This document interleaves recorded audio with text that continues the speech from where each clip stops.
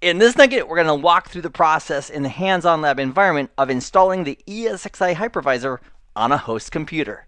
Let's begin.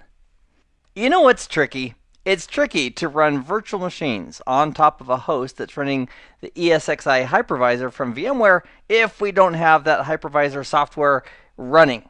So in this nugget, here's what we're going to do. We are going to install the hypervisor ESXi on 3 hosts, ESXi 1, 2, and 3 respectively. And it's really easy to do. Basically, we boot up this host with an attached CD-ROM drive, and we have the ISO for the hypervisor on that CD-ROM. So when they boot up, they load that image, and it walks us through the install.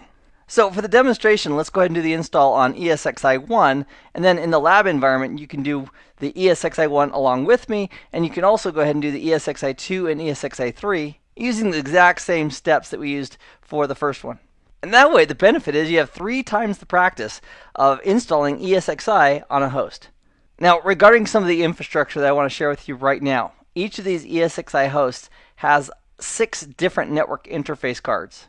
In the graphic, we're just representing 2 network cards, but literally, each of these hosts has 6 different network interface cards that we can use. And when an ESXi host has a physical card that connects out to the physical network, the ESXi host refers to them as VMNIC. Whenever we see that literal term, VMNIC, that's a physical adapter that's connected to an ESXi host, which allows the network connectivity from the ESXi host to the network.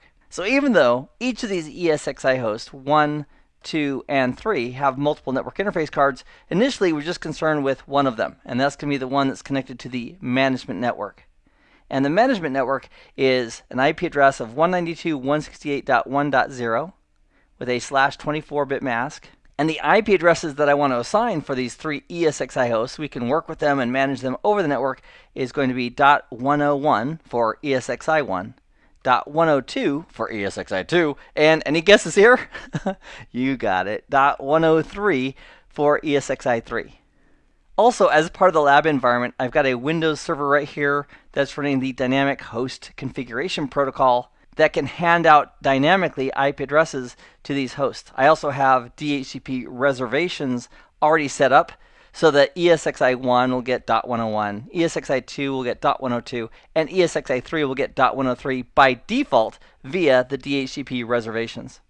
But what we can do is, after these boot up and get their IP addresses via DHCP, we could go back in, and we will, statically configure those IP addresses so they're no longer relying on a DHCP server when they boot to get an IP address. So without further ado, let's take a look at the hands-on lab environment, and I'll walk you through how we can power on these machines and do the full install of ESXi on each of our 3 hosts. So this is what the hands-on lab environment looks like when we first initialize it. There's a link. If you log on to the CBT Nuggets website, you can go to this video. There's a link over on the right-hand side you can click on to launch the hands-on lab that's associated with that video.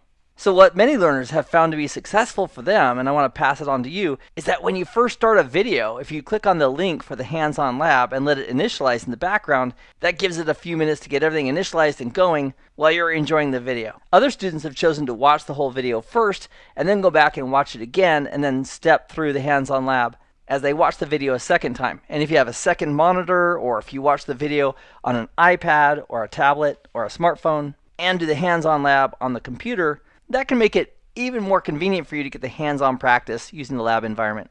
And if this is your first hands-on lab environment at CBT Nuggets, welcome aboard. Let's do a brief overview. Over here on the right, we have the control panel, if you will, for the various virtual machines. If you click here, for example, it takes us to the Windows computer. If we click here, it takes us to ESXi 1. If we click on here, it connects us to ESXi 2, and so forth.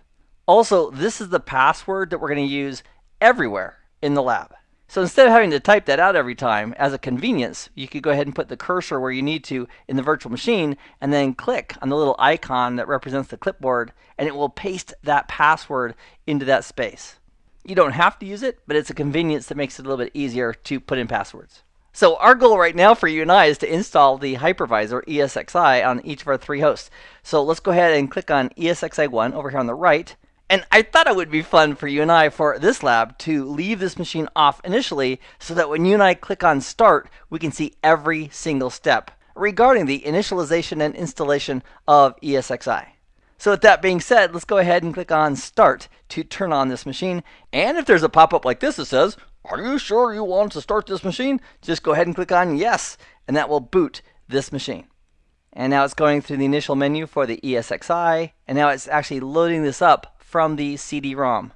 So currently on the hard drive on this host, it is blank. It's not formatted, it's 80 gigs in size, and we're just reading and loading all of this from the attached CD.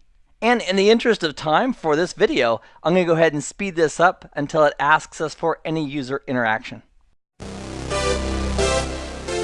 Now it's welcoming us to the installation, and we're going to press Enter to continue. Now, during the install, if you clicked outside of this window here, go ahead and make sure you click somewhere in this space to bring control back to this computer before you press Enter. So if you press Enter and nothing happens, just click somewhere in this space so that the lab environment knows that you're focused on this computer and not something outside of this lab computer.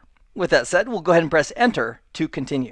And then we're asked to read the end user license agreement, and then we're going to press F11. As indicated right here, to accept and continue. So we'll press F11 to continue. It's going to scan for available devices. This takes a moment. It indicates I have a local hard disk that's 80 gigabytes that it can use. If we want to accept that, we'll go ahead and press Enter to continue. So we'll do that. We'll press Enter. It's asking us to select a keyboard layout. US default is currently selected. We'll press Enter to continue. Now it's asking us for a password. So what I'm going to do is I'm going to go ahead and click on this little clipboard icon over here for ESXi1, which will put the password in that spot. So we'll click on the clipboard next to password.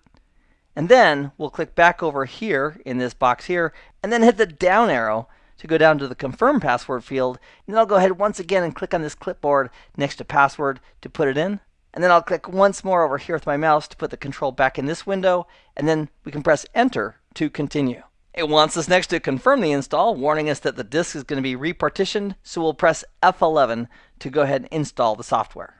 And again, due to the magic of editing, I'm going to speed this up a little bit so it'll be faster to watch. Also, what we could do while this is installing on ESXi1, we could go over here in the control on the right-hand side of the lab environment, go to ESXi2, and do the same exact thing. Meaning, follow the prompts, put in the password, and start the installation here as well. And we could also do that on ESXi3 as well. So effectively, it's the same process on all three to get the ESXi hypervisor installed on each of these three hosts. So for the benefit of this video, I'm going to go back to ESXi1. We'll focus our full attention on ESXi1, and then we'll want to repeat that process on ESXi2 and ESXi3. Now, when you're doing this installation and it goes to 27% like this, and you think, well, it's been there for like 2 or 3 minutes, that's normal for this lab environment regarding the 27% mark. So it'll continue, just give it a few minutes to let it finish.